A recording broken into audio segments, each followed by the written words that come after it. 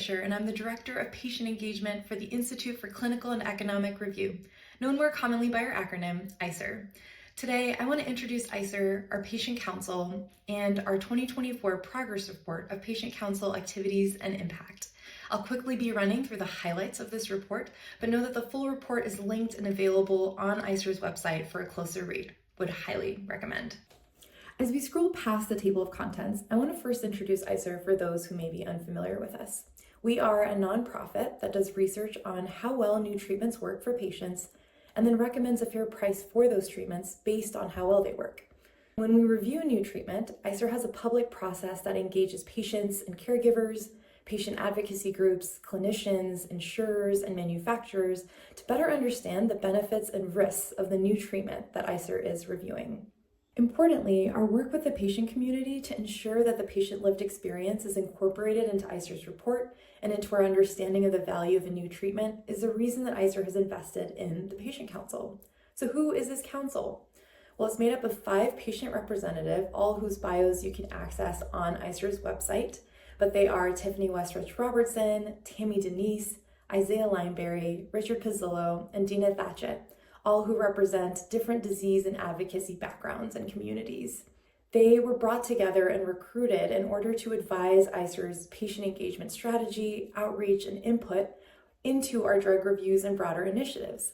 Tiffany is serving as a co-chair on behalf of the Patient Council, while I serve as a co-chair on behalf of ICER.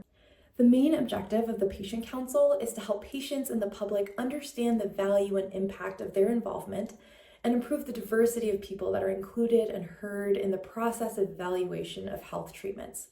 We have set out to achieve this main objective in 3 key ways. 1, through process evaluation. 2, through diversity and inclusion. And 3, through accessibility. As the Council helped evaluate our existing patient engagement process, their feedback and suggestions led us to make important revisions to the way that we onboard new patient groups, to create a brand new guide to introduce ICER to those who may not know us, and finally to better understand our engagement with the patient communities that are engaging on our online patient portal. With regard to diversity and inclusion and our goal to expand ICER's reach to new patient audiences, I was able to give an introduction to ICER and our patient engagement process to the AI arthritis community, thanks to an invitation from our co-chair, Tiffany. ICER also relaunched our Instagram account, which we know informs a more diverse patient and lay audience who may also be younger and who may be unfamiliar with ICER.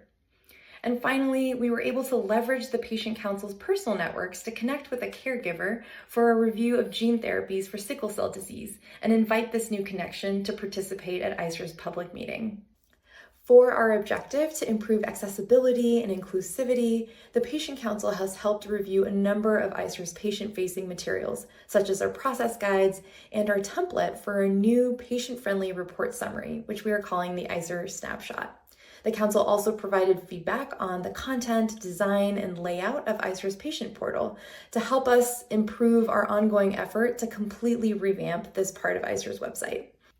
As a quick summary, over the last year, the Patient Council has attended 4 virtual meetings and 1 in-person annual summit at the ICER office, during which we discussed and deliberated on all the projects and activities I just mentioned. The Council reviewed 5 of our most important patient-facing materials and made 3 important recommendations for ICER's redesign of the patient portal. And finally, the work and progress of this council was something that I had a chance to present on during 2 major conferences earlier this year.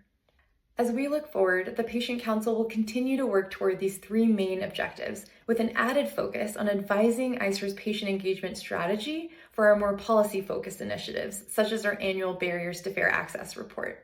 I will close now with this sweet group photo of all of us, the Patient Council and myself, at our annual summit in Boston earlier this summer. And I also want to close with a huge thank you to all those who have supported the creation and the ongoing work of ICER's Patient Council, especially the Patrick and Catherine Weldon Donahue Medical Research Foundation.